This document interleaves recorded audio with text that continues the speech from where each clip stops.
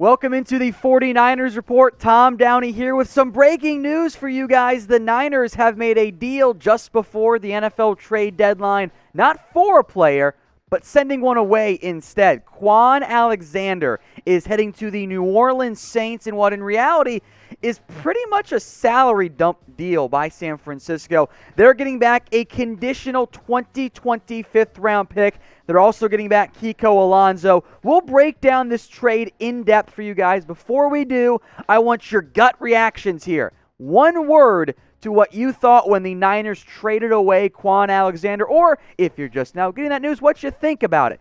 Simple question here, just a one-word reaction. Mine was going to be interesting because I wonder what this means for the 49ers for this season and looking ahead to next year and beyond. Now, Alexander, again, shipped over to the Saints here, not far removed from a very expensive contract. 4 years, $54 million. The Niners, at least the way I am interpreting this deal, and you guys can let me know if you think I'm crazy or not, it's a salary dump move. The Niners are clearing some cap space with this trade. Now, they've restructured Kwon's deal several times, and it's led to some confusion around what the deal actually looks like. From the math I've crunched here, and this could, of course, end up being a little bit inaccurate, but it looks like they save about $5 million this year, almost double that, just under it next year, and then they are clear of the rest of his contract going forward. That added some fake years onto the back end of his deal that he's never going to actually play under.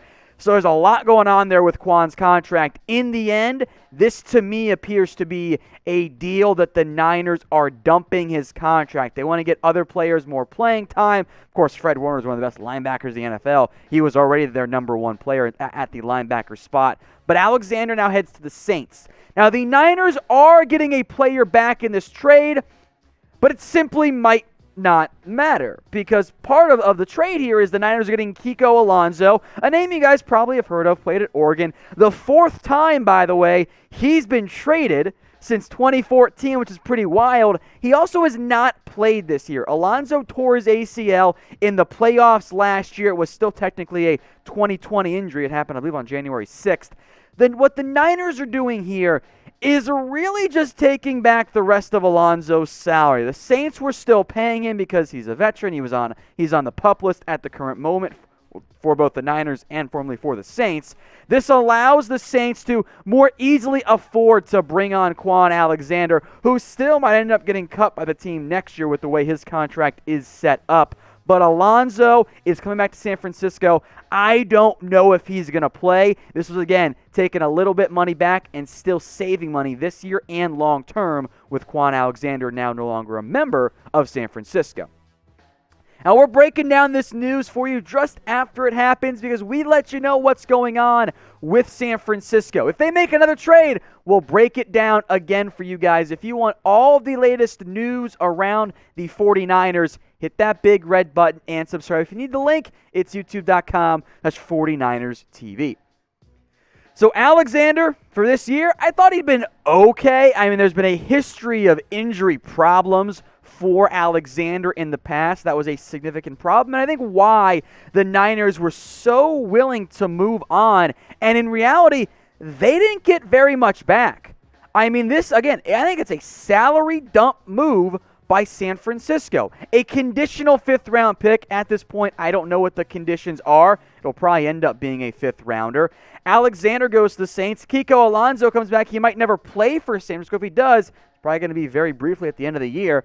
And this was a salary dump move. So with that in mind, grade this trade for me. A, B, C, D, or F.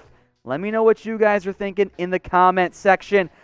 I am inclined to give this, I don't know, a C, almost an incomplete. Like, I know what the Niners are doing. They're moving on from him. They're dumping him early to save money in the long run.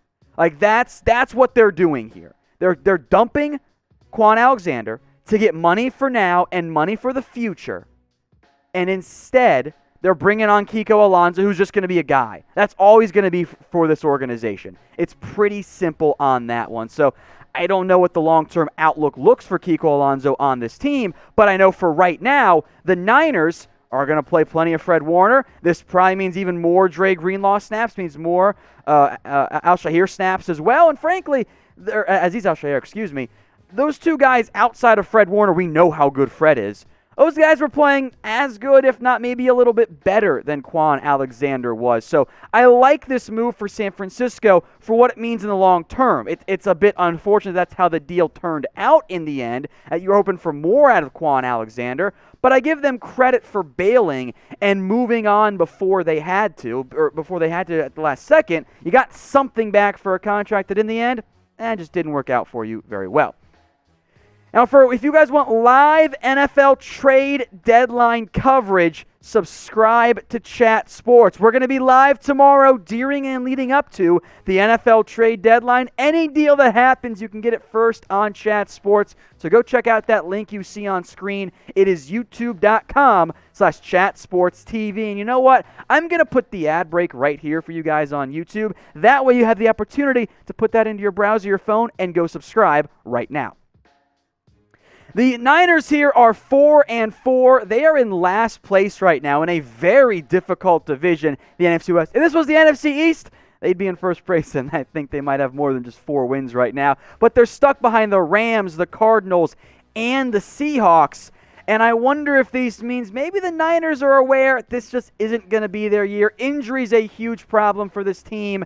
And if you bet on the Niners to win the division, you're probably not feeling great about that one. Maybe you start betting against them with the way Jimmy Garoppolo played last week.